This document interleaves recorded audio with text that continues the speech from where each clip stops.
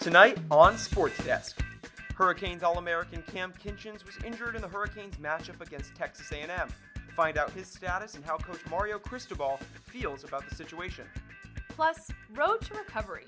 Hear how one Hurricanes diver is coming back from a major injury and how she's planning to make her return to the water this season. And later on, guarding their title, our Hurricane Hangtime crew reviews how the Canes guard play last season took them all the way to the Final Four, and how a new member can help them get back once again. All that and more. Sports Desk starts right now.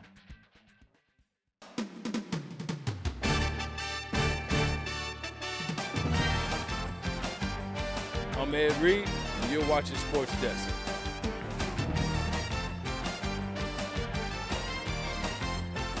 Hi, I'm Jim Kelly, former UM guy. You're watching Sports Desk. What's up? I'm DJ Williams, and y'all watching Sports Desk.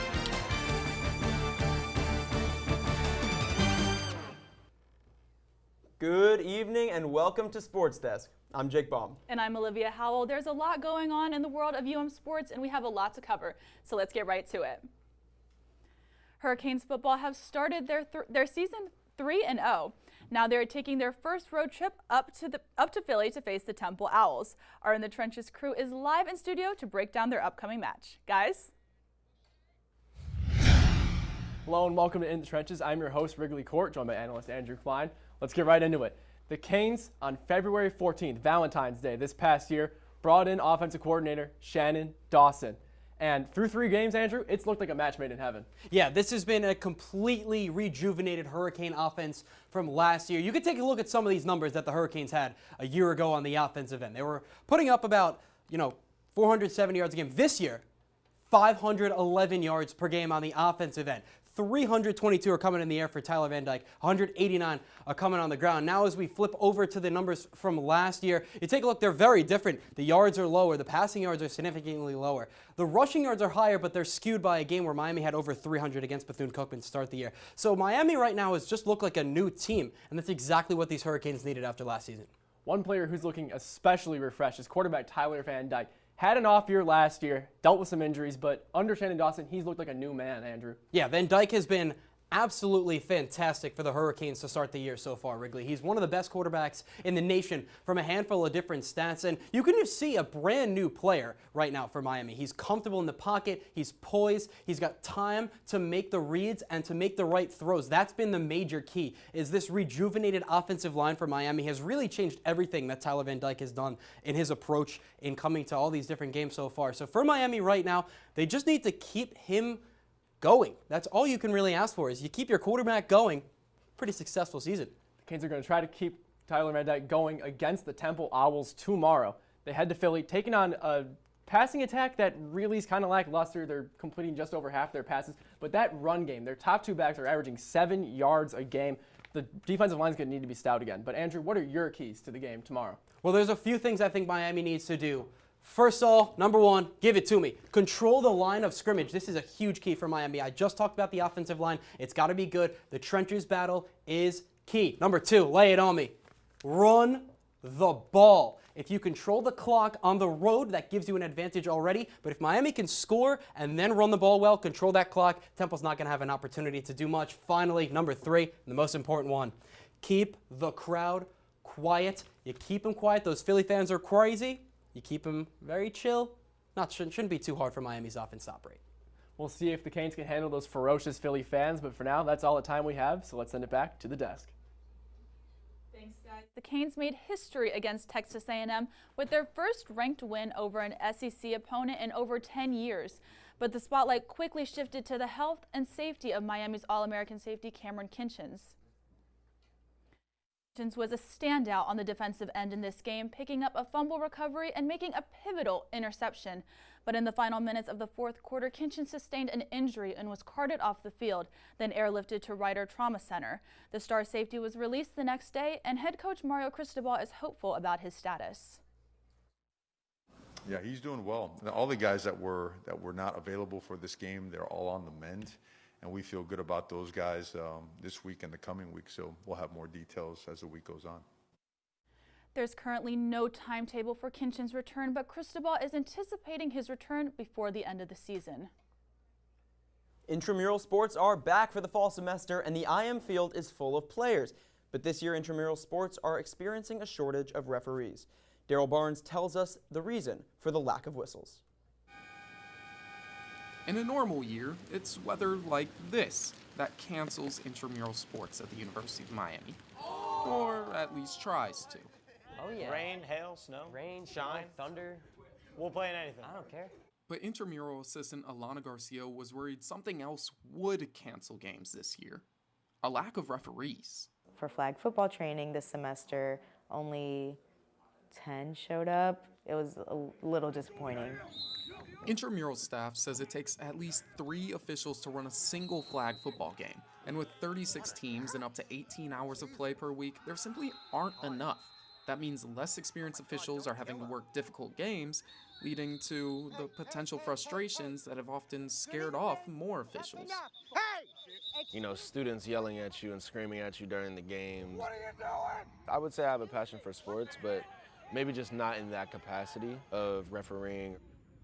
But Alana says that if you can handle that and the training, it's her favorite job on campus. If there were other refs that were interested, I would say that this is a much more fun way to stay active while making money. And there will be at least one group of students waiting for you, rain or shine. You know, at the end of the day, I'm going to get a shower anyways, so it does not matter what I do beforehand. For UMTV, I'm Daryl Barnes. Coming up, soccer is off to a disappointing start to the season. What went wrong in their match versus Clemson? We'll find out when SportsDesk returns.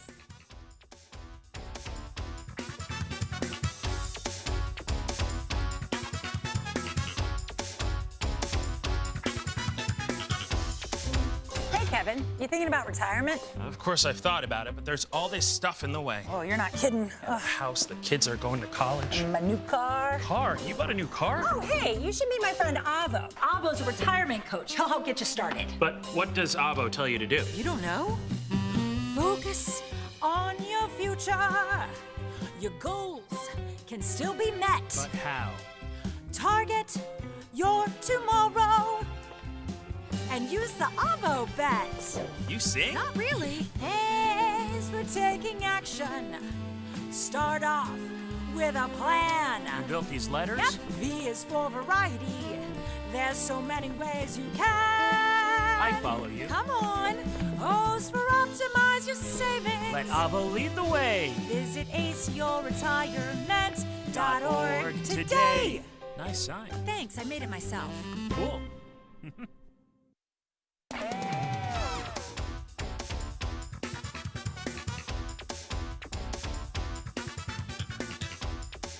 Canes soccer faced a disappointing loss to the Clemson Tigers on Thursday. 8th-ranked Clemson won with a 5-0 shutout at Cobb Stadium. Let's take a look at what went down in that game. Early, just 9 minutes into this one, and Clemson already able to get on the board. Melissa Dagenet, the goalkeeper for the Hurricanes, not able to get to that one, just high and perfectly placed by the Clemson forward there. Going a little bit forward into this one. Now it's 2-0 Clemson. And we're getting another perfectly played ball from the Tigers. Going up close and personal. It was an up and down game for Melissa Dagenet. Certainly one of the lowlights there. 3-0 now, but one of the highs for Dagenet was an amazing save on that play from the Canadian-born goalkeeper. 3-0 still later in this game, and Clemson didn't want to stop it there, adding another one to make it 4-0. And they wouldn't stop there either, making it 5-0. In the end of this one. Keep in mind, this is the 8th-ranked Clemson Tigers against a school like Miami. It hasn't been ranked in a long time. Next, we're going to bump it over to Mia Hausman and Taryn Jacobs for all the details on Canes volleyball and soccer on this week's edition of the O Sports Roundup. Take it away. Welcome back to O Sports Roundup. I'm Mia Hausman. And I'm Taryn Jacobs. Mia, what happened in women's volleyball with Indiana last Friday? Well, Taryn, it was a wild weekend for the Canes, starting off with a 5-set battle versus Indiana, unfortunately resulting in a 3-2 loss. But all hope was not lost for the Canes. They moved on to Saturday to a doubleheader sweep against Stetson and Jacksonville, finishing 3-0 in both matches. Angela Grieve was named ACC Offensive Player of the Week after amassing 58 kills, 64 receptions, 24 digs, and 5 aces. The Canes move on to play Wake Forest tonight at 7 in Winston-Salem. Taryn, what happened on the pitch last night? Well, Mia, as we know, Cane soccer did fall to the 8th-ranked Clemson Tigers 5-0 last night, but let's take a closer look at the stats from this game. Clemson with 17 shots, 14 of those on frame. Miami with just 3 shots, 1 on frame. Look at Clemson's ratio. That is a great ratio to have 80% shooting accuracy, forcing Miami's defense to work very hard. If you look at the saves, Clemson only forced to put down 1 save, but Miami's keeper combined for 9 saves between Melissa Dagenais and Skylar Klein. But Dagenais also became one of 5 Hurricanes to have 220 career saves in history. But if you take a look to last week, they came off with an impressive start to their ACC season opener, winning 2-1 against Syracuse, and they'll look to continue this home stretch on Sunday as they're set to take on Louisville. And a look ahead at golf, they'll head to Toledo, Ohio early next week for the Glass City Invitational. And women's dive also starts next week, where they're set to take on Florida International University. But before they get their season rolling, I got the chance to dive into the lives of one of Miami's divers. Emma Goldstrand is one of the most accomplished divers on Miami's team. But before becoming a Hurricane, her diving career began at 5 years old in her home country of Sweden. So I always wanted to go to college, and my coach back home is from the States, and he knew a couple of coaches. He introduced me to a couple of coaches when I was away, like on international meets and stuff. Those introductions are exactly how she met Miami head coach Randy Abelman. I saw her at a World Championships as well, and she was one of the most impressive up-and-coming divers there. And when the meet was over, you know, I asked her, you know, if you ever are interested in coming to the U.S., you know, let's get in touch. Goldstrand arrived at Miami in February 2021 and was named an All-American as a freshman in the 3-meter springboard. She represented Sweden in the Tokyo Olympics that summer and reached the semifinals. Shortly after, however, ongoing pain in her jumper's knee forced her to undergo surgery. A surgery is not really what an athlete wants, but it was one of the best choices I had at the moment. After almost 10 months, Goldstrand is not fully recovered yet, but her support system on the team has allowed her to navigate both the physical and mental struggles of her injury. Obviously, training is the only thing I know, and then when that takes away from you, it's just like, what do I do with my day? But I had my team, and I was always here. They always cheered me up if I needed anything.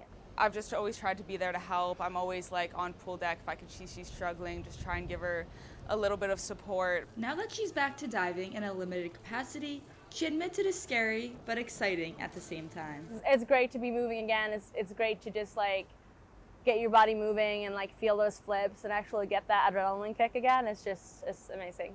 Goldstrand hopes to return to competition by the end of this season, and with her drive and support system, the chance to do so may come very soon. For UMTV, I'm Taryn Jacobs. Hailing all the way from Lavalucho, España, men's tennis player Nacho Serra Sanchez explains how he is adjusting to Miami and his unconventional breakfast. Tatenda Mukareshija sits down with him on this week's edition of Athlete of the Week.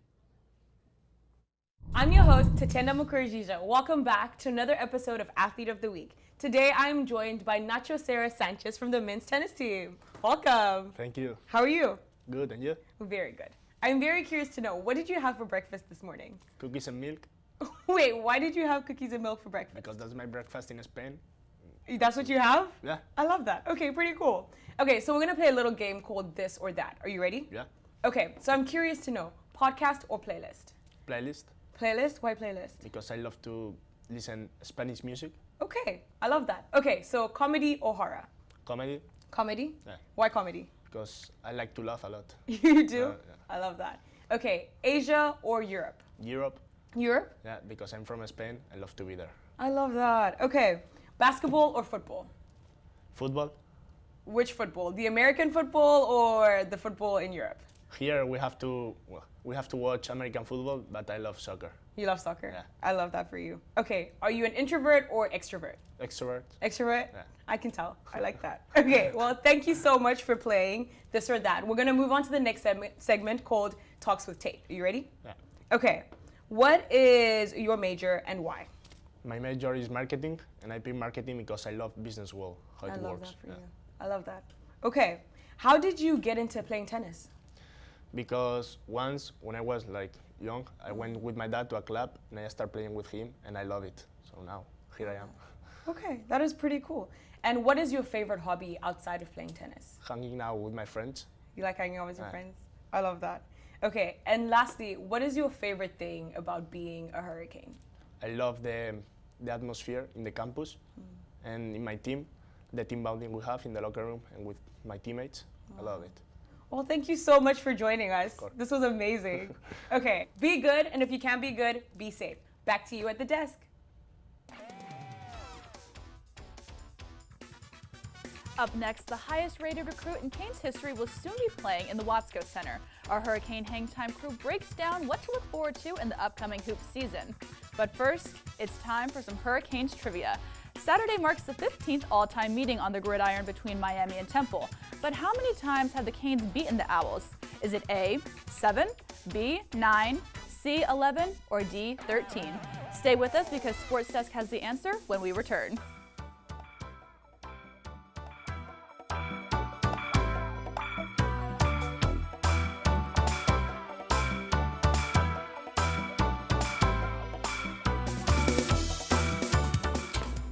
Sometimes we can do things that exclude others. You're still talking to your friends. It's complicated. I think he went back in. We gotta go get him.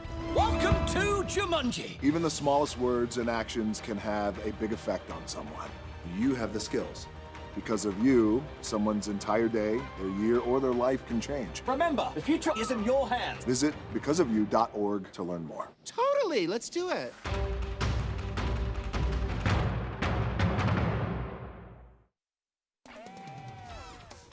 What's going on, guys? Good show so far. Yeah, you're doing great. Floor manager. So what are plans Saturday for the game? Oh, I don't know. Maybe Sports Grill? Yeah, I think I'm going to be there too. I think I'm going to head out there too. What about you, Jake? I think I'm going to try those ribs at Tap 42. Oh. Anytime they're playing music downstairs, it's loud. I go downstairs, see what they're doing, see what music they're doing, see what they're dancing to. I go play piano downstairs, they come get involved. Leah has a drum set beside it, banging that. Any music, that's what they do.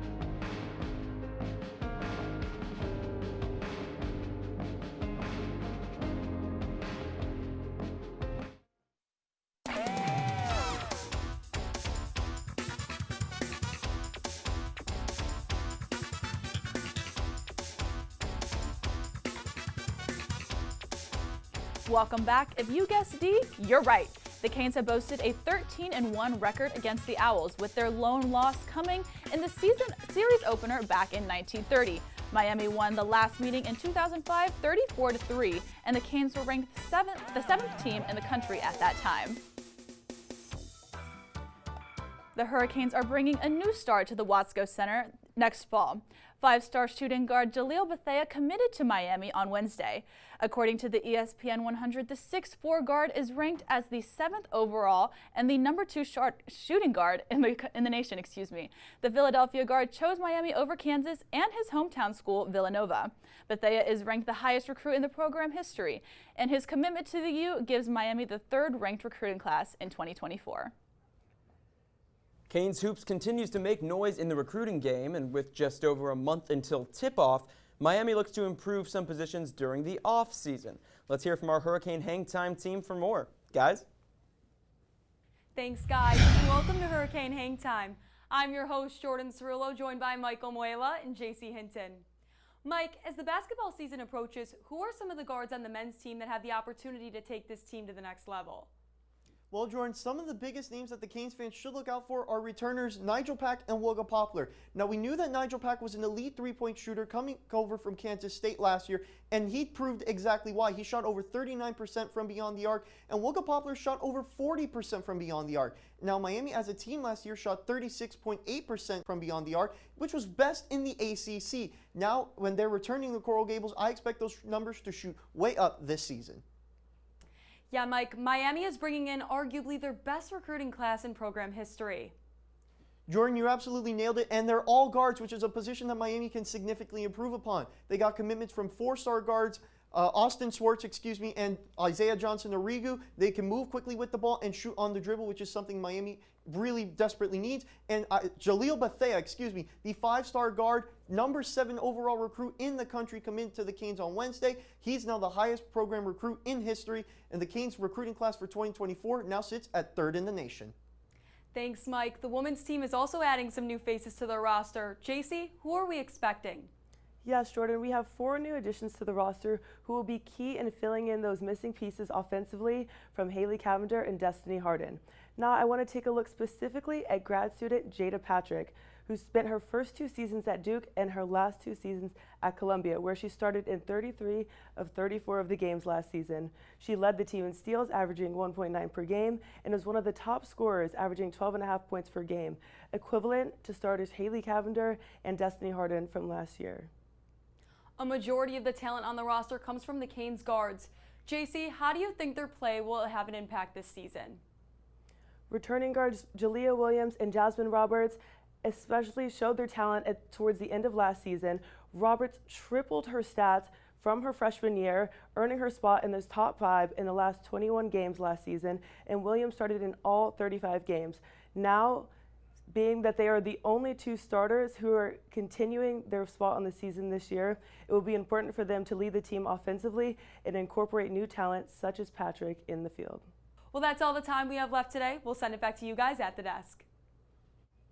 From talking about hoops to getting all the scoops, from starring on Off the Wire to talking about the gridiron, your host with the most is back to toast to another segment of Behind the Post. Here's Niles Nassim. Oh, sweet biscuit cookies on Biscayne Bay. Thank the heavens it is Friday. Now look, I have a nice batch of bacon and cheddar sweet potato skins with a side of spinach artichoke dip waiting for me at TGI Fridays across the street. But before I dare quail my hunger, let's bring the thunder because we ain't getting younger. Welcome to the most electrifying segment on TV with me, Niles Nassim, your host with the most. And when you see me on screen, it's time to go behind the post. Who wants smoke with us? That's what Canes fans all around the world are asking as the team is now 3-0 heading into their first away game on Saturday at Temple. The team is playing well on both sides of the ball in dynamic fashion, and they will look to steal the show and go 4-0 in Philly. Now, before a big-time game, you need big-time motivation, so you got to bring in the big guns. None other than 2-time Super Bowl champion and former Cane Vince Wilfork pulled up to practice this week and showed some love to our team. Now, we love it when we see former Canes come back home. Thank you so much, Vince. We appreciate you. Make sure you stop by the show sometime. We would love to have you. Now, look, all this football talk made y'all forget one thing. We're a basketball school. And to prove it, here is Exhibit A, Jaleel Bethea, a 6'4" scorching scorer out of Pennsylvania, who is the number 7th ranked player in the country. And guess where he's coming? Right here. That's right, Coach L is not living up to his name because all he keeps doing is bringing W's to this program. Bethea is the highest ranked player that we've recruited here in the last 40 years to the program. And that's not all. Did you know that the U is one of only 5 schools that have 2 players in the top 30? That's right, Nigel Pack and baby food himself, Norchad Omir, are in for a special season. I can't wait for basketball season to get underway. This is going to be sensational. But look, I'm going to keep it short on this Friday. You know how I do. Be blessed, never stress, because you know where to find me right here on SportsDesk. I'm Niles Nassim. Still ahead, beach volleyball finally has a club team. What this means for volleyball at the U when SportsDesk returns.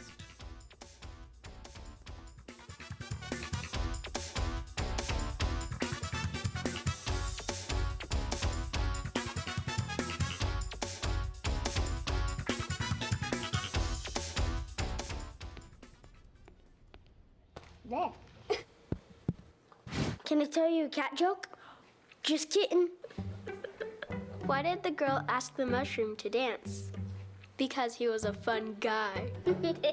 What do you call a pig that knows karate? Pork chop.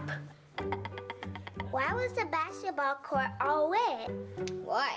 Because the players kept dribbling all over it. Can I tell you another one?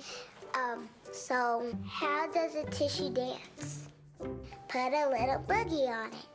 What's Beethoven's favorite fruit? Banana. What is a boxer's favorite drink? Fruit punch.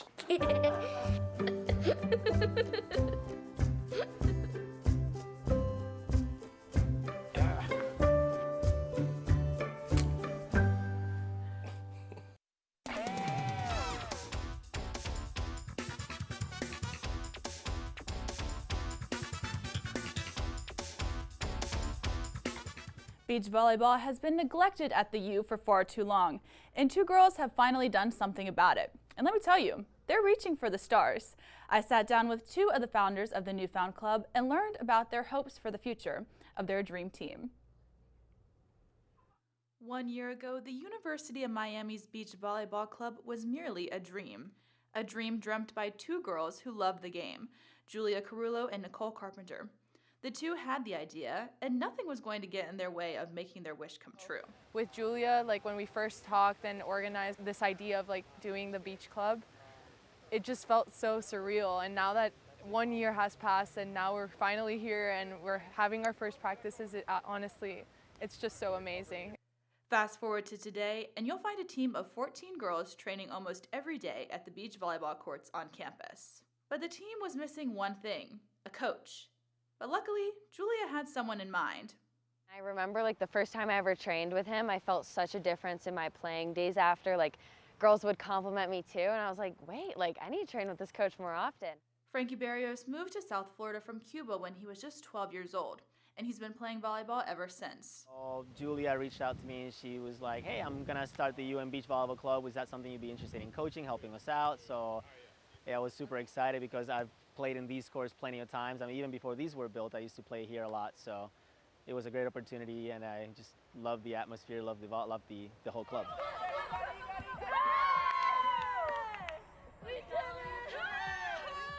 The dream had finally become the reality, but now the bar was set even higher.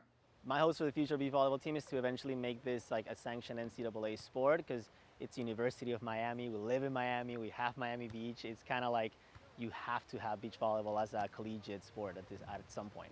And with a great coach at the helm, the team feels like they're in pretty good hands. Frankie has kind of set the tone that this is a really serious competitive club. I'm here to work, I'm here to train and get better, and kind of like instilling that idea in the team is like the best thing he could have done. Reporting for UMTV, I'm Olivia Howell. The Saints were coming off a close Week 1 win over Tennessee when they came into Carolina in an attempt to score a Week 2 victory. Let's take a look at one of those plays from the game. Derek Carr, first year with the Saints, throwing down the left sideline to his receiver Olave out of Ohio State. And look at that catch he made. There's three aspects that can make an amazing catch. You got a diving catch, you got a one-handed catch, you got a bobbling catch, all three in this one play. I cannot emphasize how impressive of a catch that is. And you could argue it was pass interference on that, even though number 23 is like, no, that wasn't me. What a catch by Chris Olave. That is your play of the day. Some referees think that the fans came to watch them.